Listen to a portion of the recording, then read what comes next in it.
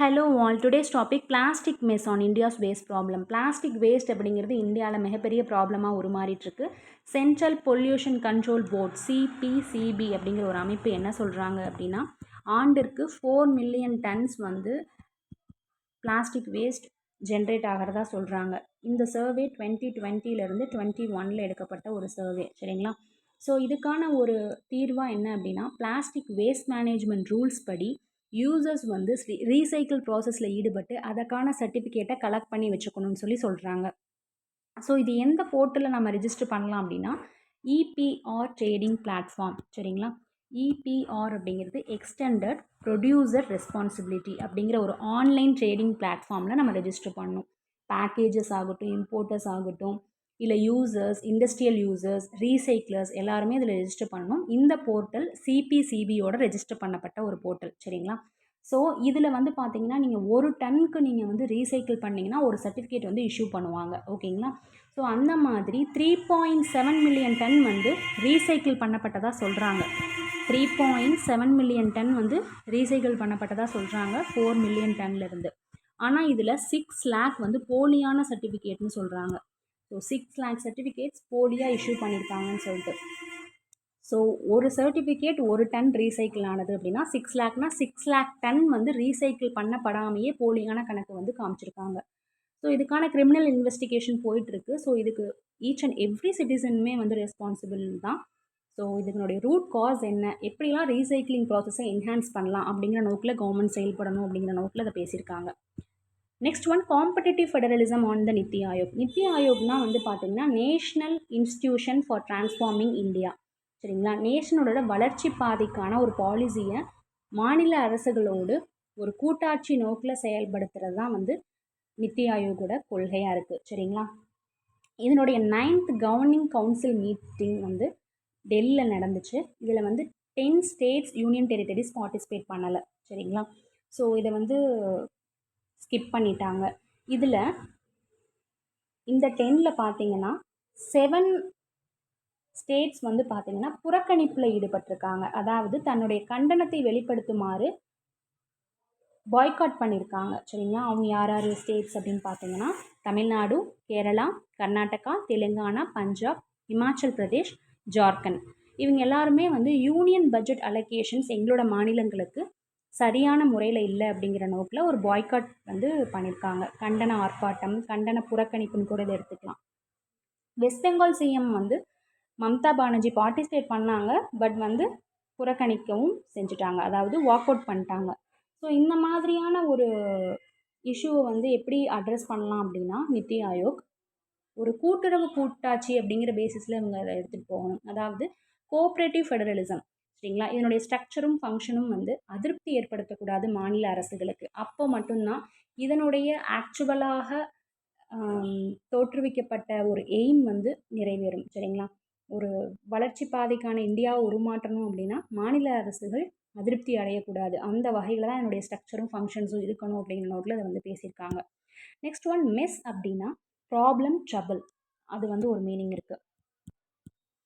Problem. Second meaning என்னன்னு பார்த்தீங்கன்னா டர்ட்டியாக இருக்கிறது, அன்டைடின்னு சொல்லுவோம். அன்டைடினாலும் டர்ட்டினாலும் சேம் மீனிங் தான். அரேஞ்ச் ஆகாமல் இருக்கிறதா அன்டைடி. ஸோ இதுக்கு இன்னொரு மீனிங் குழப்பம்னு எடுத்துக்கலாம் மெஸ்னா. ஸோ இதுக்கு வந்து க்ளூ சொல்கிறேன். ஒரு மெஸ் போகிறோம் அப்படின்னா ஒரு மெஸ்ஸை கண்டுபிடிக்கிறதே மிகப்பெரிய ப்ராப்ளம். அது டர்ட்டியாகவும் சம்டைம்ஸ் இருக்கும், அன்டைடியாகவும் இருக்கும். ஸோ இதுக்கு போகலாமா வேணாமாங்கிற ஒரு குழப்பமும் நமக்கு வந்துடும் சொல்லி க்ளூ ஃபிக்ஸ் பண்ணிக்கோங்க, ஓகேவா? நெக்ஸ்ட் வேர்ட், கர்ப் அப்படின்னா லிமிட் பண்ணுறது, கண்ட்ரோல் பண்ணுறது தான் வந்து கர்ப், சரிங்களா? ஒரு கட்டுப்படுத்துதல், கண்ட்ரோல் எடுக்கிறது தான் கர்ப். ஓகே, நெக்ஸ்ட் ஒன், லேண்ட்ஃபில்ஸ் அப்படின்னா ஒரு வேஸ்ட் மெட்டீரியல்ஸ் எல்லாம் நம்ம வந்து டிஸ்போஸ் பண்ணுறோம் இல்லையா, அந்த சைட்டை தான் வந்து லேண்ட்ஃபில்ஸ்ன்னு சொல்லுவோம். Site for disposing waste materials, குப்பை கிடங்குன்னு சொல்கிறோம்ல, அதுதான் லேண்ட்ஃபில்ஸ். அன்சஸ்டைனபிளி, அதுக்கு க்ளூ வந்து லேண்ட் ஃபுல்லாக ஃபில்லாக இருக்கும் வேஸ்ட் ஆளுன்னு க்ளூ ஃபிக்ஸ் பண்ணிக்கோங்க. அன்சஸ்டைனபிளி அப்படின்னா என்னென்னு பார்த்தீங்கன்னா ஒரு பீரியட் ஆஃப் டைமுக்கு மேலே கன்டினியூ ஆகாது, சரிங்களா? அது வந்து நிலைத்து இருக்க முடியாது தான் அன்சஸ்டைனபிள். சஸ்டைனபிள்னால் நிலைத்து இருக்கக்கூடியது. ஸோ அன்சஸ்டைனபிள் அப்படின்னா நிலைத்து இருக்க முடியாதது. நெக்ஸ்ட் ஒன், என்ஃபோர்ஸ்ட் அப்படின்னா அமல்படுத்துறது, சரிங்களா? என்ஃபோர்ஸ்மெண்ட் டைரக்டரேட்னா என்னது? அமலாக்கத்துறை பிரிவுன்னு சொல்லுவோம். ஸோ என்ஃபோர்ஸ்னால் என்னோடய ஃபோர்ஸை நான் வந்து அமல்படுத்துகிறேன்னு சொல்லி க்ளூ ஃபிக்ஸ் பண்ணிக்கோங்க. நெக்ஸ்ட் ஒன் லெஜிட்டிமேட் அப்படிங்கிறது ரீசனபிளாக இருக்கிறது. அக்செப்டபிள், ரீசனபிள்ங்கிறது லெஜிட்டிமேட் சொல்லுவோம். அதே மாதிரி சட்டத்துக்கு உட்பட்டது, அலோட் பை லா, லானால் அப்ரூவ் பண்ணப்பட்டதையும் நம்ம லெஜிட்டிமேட்னு சொல்லுவோம். சரிங்களா? ஸோ நியாயமானது, நேர்மையாக இருக்கிறது, சட்ட முறைப்படி இருக்கிறது தான் வந்து லெஜிட்டிமேட். நெக்ஸ்ட் ஒன் ஓவர்ஹால் அப்படிங்கிறது ஒரு விஷயத்தை உற்று நோக்கி அதை வந்து ரிப்பேர் படுத்த முடியுமா, சேஞ்ச் பண்ண முடியுமா, அதனுடைய இம்ப்ரூவ்மெண்ட்டுக்காக, அதனுடைய ஒரு நெசசரிக்காக சீர் செய்கிறதான் வந்து ஓவர்ஹால். ஒரு விஷயத்தை சீர் செய்தல், சரி செய்தல் தான் வந்து ஓவர்ஹால். இதுக்கு க்ளூ என்னென்னா, ஒரு ஹாலில் ஒரு ஃபங்க்ஷன் நடக்குதுன்னு அரேஞ்ச் பண்ணுறோம் அப்படின்னா ஓவர் த ஹால் நம்ம வந்து லுக் பண்ணி அதை சீர் செய்யணும்னு சொல்லி க்ளூ ஃபிக்ஸ் பண்ணிக்கோங்க. டீத்திங் இஷ்யூ அப்படின்னா ஒரு ப்ராப்ளம் டெவலப் ஆகும். எப்போ அப்படின்னா ஒரு பர்சனோ ஒரு சிஸ்டமோ புதுசாக வந்து நடைமுறைப்படுத்தினாங்கன்னா கண்டிப்பாக அங்கே ஒரு பிரச்சனை வந்து உருமாறும் இல்லையா? அதுதான் வந்து டீத்திங் இஷ்யூஸ். ஓகேங்களா? ஸோ ஒரு சிஸ்டமோ ஒரு ப்ராப்ளமோ ஒரு பர்சனோ நியூவாக ஒரு இடத்துக்கு வரும் பொழுது ஏற்படக்கூடிய பிரச்சனைகள் தான் வந்து டீத்திங் இஷ்யூஸ்ன்னு சொல்லப்படுது. நெக்ஸ்ட் ஒன் அண்டர்மைனிங் அப்படின்னா ஒருவருடைய மதிப்பை குறைத்து சொல்கிறது தான் வந்து அண்டர்மைனிங். சரிங்களா? அண்டர்மைன் பண்ணி பேசாதுன்னு சொல்லுவாங்க. என்னோடய மதிப்பை குறைச்சி மதிப்பிடாதுன்னு சொல்லுவாங்க. அதுதான் வந்து அண்டர்மைனிங். இன்னொரு மீனிங் வந்து பார்த்தீங்கன்னா ஒருவர் மேலே இருக்கக்கூடிய கான்ஃபிடென்ஸ் குறையுமாறு, வலுவிழக்க செய்யுமாறு ஏற்படக்கூடிய சம்பவங்களையும் நம்ம வந்து அண்டர்மைனிங்னு சொல்லுவோம். சரிங்களா? ஒருத்தர் மேலே இருக்கக்கூடிய கான்ஃபிடென்ஸே வலுவிழந்து போயிடும். அதையும் நம்ம வந்து அண்டர்மைனிங்னு சொல்லுவோம். ஃப்ராட் அப்படின்னா அன்பிளசண்ட்டான சுச்சுவேஷன்ஸை ஃப்ராட்னு சொல்லுவோம். அதே மாதிரி ரொம்ப ஒரீடாக நர்வஸாக இருப்போம் இல்லையா, அதையுமே ஃப்ராட்னு சொல்லுவோம். Worried and nervous. இன்னொரு மீனிங் வந்து பார்த்தீங்கன்னா நர்வஸ் அப்படிங்கிறது பிஸினால் நர்வஸாக இருக்கிறதையும் ஃப்ராட்னு சொல்லுவோம். For example fraud at work அப்படின்னா பிஸினால் ரொம்ப நர்வஸாக இருக்கிறது. சரிங்களா? So unpleasant, worried, nervous. இதுக்கு க்ளூ என்னென்னா ஃப்ராட் பர்சன்ஸ் எப்போவுமே அன்பிளசண்ட்டாக தான் ஃபீல் பண்ணுவாங்க, ரொம்ப ஒரீடாக இருப்பாங்க, நர்வஸாக இருப்பாங்க, நம்ம மாட்டிக்குவோம் அப்படின்னு சொல்லிட்டு. ஓகேங்களா? ஸோ இதை வந்து க்ளூ ஃபிக்ஸ் பண்ணிக்கோங்க. ஃப்ராட் அட் ஒர்க் அப்படின்னா ரொம்ப பிஸியாக நர்வஸாக இருக்கிறது, பிஸினால் நர்வஸாக இருக்கிறது தான் fraud at work. Okay. Next one enhancing அப்படின்னா இம்ப்ரூவ் பண்ணுறது, அதனுடைய பெட்டர் லுக்கை வந்து கொண்டு வர்றது. சரிங்களா? ஏற்கனவே இருந்ததை விட வேறு மாதிரி ஒரு புத்துணர்வாக ஒன்றை வந்து புதுப்பித்து அதனுடைய லுக்கை வந்து பெட்டர் பண்ணுறது தான் வந்து என்ஹான்சிங். சரிங்களா? அதிகப்படுத்துறது, இன்க்ரீஸ் பண்ணுறதையும் நம்ம என்ஹான்சிங்னு சொல்லுவோம். அதே மாதிரி இம்ப்ரூவ் பண்ணுறதையும் வந்து என்ஹான்சிங்னு சொல்லுவோம். Improve, increase. சரிங்களா? அதுதான் வந்து என்ஹான்ஸ். நெக்ஸ்ட் ஒன் மிட்டிகேட் அப்படின்னா அதனுடைய சீரியஸ் தன்மையை வந்து குறைக்கிறது. சரிங்களா? Make less serious. சரிங்களா? அதனுடைய தீவிரத்தன்மையை குறைக்கிறது தான் வந்து மிட்டிகேட். இதுக்கு க்ளூ நம்ம முன்னாடி ஃபிக்ஸ் பண்ணியிருந்தோம். ஒரு கேட்டை வந்து நம்ம மிதிச்சுட்டே இருந்தோம்னா அதனுடைய பாதுகாப்பு தன்மை தீவிரம் குறைந்துடும் அப்படின்னு சொல்லி நம்ம சொல்லியிருந்தோம்.